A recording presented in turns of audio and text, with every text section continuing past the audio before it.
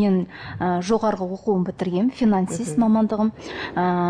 Бізде қазіргі таңда Қазақстанда мекемелерге жұмыс сұрап барсаң, сенің стажыңды сұрайды, сенің қабілетіңді сұрайды, алмайды. Таныс сұрайды, ақша сұрайды. Қарындас, айтайын, қаржыгер мысалы жақсы бухгалтер или жақсы финансист $1000 кем алмайды. Егер жақсы мамандығы сай болса. Оған кешіріңіз, оған тәжірибе сұрайды, тәжірибе. Мені нархозға жиі шақырып тұрады. Мен 4-ші курс бітіріп жатқан курстарға бір рет бардым. 100-ден астам аудиторда жастар болды. Финанс, экономика, учет бітірейін деп жатыр. Басында анша тыңдамай отырды, біразы қызылға бітірейін деп жатыр. Солар менің бір сұрағыма жауап бере алған жоқ.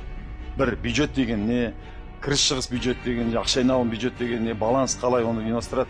Соңын әгілерге мен беттеріне қарап айттым. Мен сендерді шай әкелуге ғана жұмысқа алатын едім. Ары кеткенде 40-50 мың теңгеге, шай әкеліп бергенге ғана. Университеттерін шығарып жатқан кезде қолына қатты қағаз береді, 60 мың теңгеге жібереді. Оларда енді мықты деген, тәуір деген университеттің балалары мүлде базовый нәрсені білмейді. Мысалы 10-шы класстың баласы қосу, алу, көбейту, бөлуді білмесе, оған қалай аттестат беруге болады? Тура сол сияқты мен базовый нәрселерді сұрадым. Айттым, сен қандай қаржыгерсің сен? Қандай бухгалтерсің? 90% менің өкінішке қарай қазір жоқ.